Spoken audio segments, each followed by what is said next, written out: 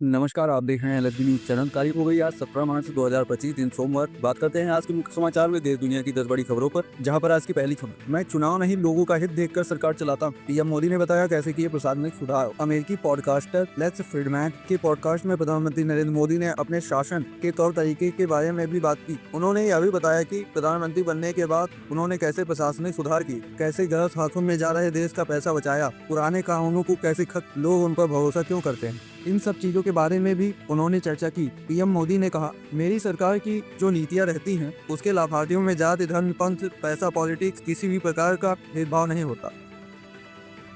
Jaipur delta ने जीती BMC advisers नादर्स India पोलो championship. Rajat Sharma और ऋतु धवन ने विजेताओं को दिए पुरस्कार। बीएमसी एडवाइजर नादर्स इंडियन पोलो चैंपियनशिप के फाइनल मुकाबले में जयपुर डेल्टा और कैसिस जिंदल की भिड़ंत हुई। इस मुकाबले में जयपुर डेल्टा ने कैसिस जिंदल को 13-7 के स्कोर से हरा दिया और चैंपियनशिप जीत ली। इंडिया टीवी के चेयरमैन और editor in chief Rajat Sharma इस मैच के मुख्य अतिथि थे। इस अवसर पर उनके साथ उनकी पत्नी और इंडिया टीवी की मैनेजिंग डायरेक्टर ऋतु धवन भी थी। रजत शर्मा और ऋतु धवन ने विजेता टीम को पुरस्कार और ट्रॉफी प्रदान किया। ज्वेलरी शोरूम में करोड़ों की लूट के मामले में पुलिस पर भी गिरी गाज। दरोगा और सिपाही समेत कई निलंबित। बिहार के भोजपुर जिले में तनिष्क शोरूम में करोड़ों की लूट के मामले में अब पुलिस अधिकारियों पर गाज गिरी। भोजपुर एसपी मिस्टर राज ने इस मामले में कार्रवाई करते हुए दरोगा मनोज तिवारी, प्रभारी PRV 4 डायल 112 को तत्काल प्रभाव से निलंबित कर दिया। इसके साथ ही सिपाही स्वीटी कुमारी मंटू कुमार भोजपुर को भी तत्काल प्रभाव से निलंबित किया गया। प्रभारी चालक अरविंद कुमार क्रास मोबाइल आरा नगर थाना एवं आरा नवादा थाना को भी तत्काल प्रभाव से हटाया गया। सताने लगी गर्मी, मैदानी इलाकों में पारा 40 के पार। उड़ीसा का बहुत तब से गर्म शहर, दिल्ली की हवा हुई साफ। होली का त्योहार खत्म होने के साथ ही पूरे देश में गर्मी का कहर सताने लगा। छत्तीसगढ़, उड़ीसा जैसे राज्यों में अधिकतम तापमान 40 डिग्री सेल्सियस से भी ज्यादा पहुंच रहा। दिल्ली में भी गर्मी बढ़ने और तेज हवाओं के कारण हवा के स्तर में सुधार हुआ। मौसम विभाग के अनुसार आने वाले दिनों में देश के सभी हिस्सों में पारा बढ़ेगा। उड़ीसा और छत्तीसगढ़ में लू की चेतावनी भी जारी कर दी गई है। मौसम वैज्ञानिक पहले से ही इस साल सामान्य की तुलना में ज्यादा समय तक गर्मी बढ़ने और ज्यादा तापमान का अनुमान लगा चुके हैं। रेगिस्तान में दिखा नुकीले काले कान वाला अजीबोगरीब जानवर, कैमरे में कैद हुई तस्वीर। राजस्थान के मुकुंदरा हिल्स टाइगर रिजर्व में दुर्लभ कराकल बिल्ली देखे जाने की खबर सामने आई। इस जंगली बिल्ली की तस्वीर सोशल मीडिया पर वायरल हो रही। पहली बार इस टाइगर रिजर्व में कराकल की मौजूदगी दर्ज की गई, जिससे वन्यजीव प्रेमियों और पर्यावरणविदों में उत्साह देखा जा रहा है।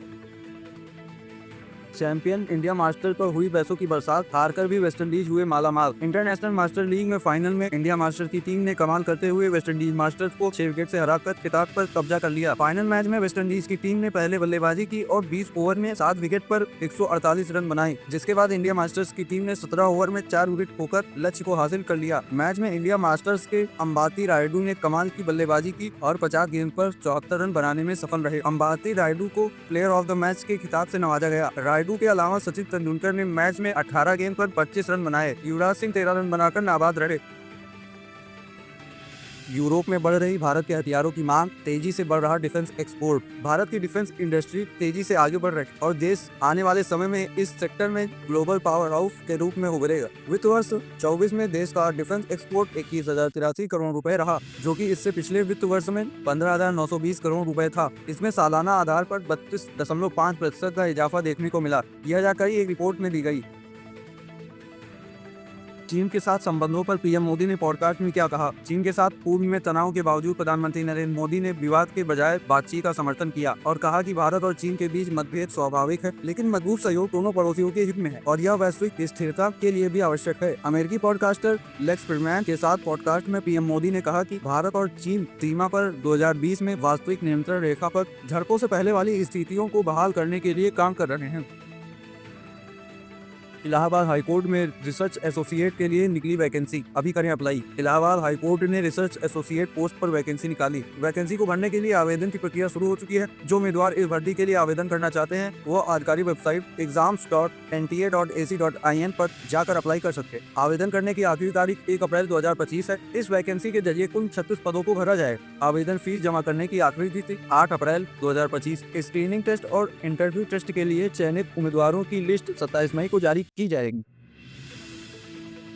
औरंगजेब की कब्र को लेकर सियासत तेज, विवाद बढ़ा तो पुलिस ने बढ़ाया पहरा। महाराष्ट्र में औरंगजेब के नाम से शुरू हुआ विवाद थमने का नाम ही नहीं लेगा और अब तो नौबत औरंगजेब की कब्र को तोड़ने तक पहुंच गई। महाराष्ट्र विधानमंडल के बजट सत्र में मुख्यमंत्री देवेंद्र फडणवीस भी औरंगजेब की कब्र के मुद्दे पर बोले। उन्होंने कहा था कि हमें भी लगता है औरंगजेब की कब्र हटाई जाए। कांग्रेस राज में कब्र को ऐसा ही संरक्षण मिला, कुछ चीजें कानूनी तौर पर करनी पड़ती हैं। यह भी सामने आया है कि विवाद के बाद इस कब्र पर जाने वाले लोगों की संख्या में कमी आ गई।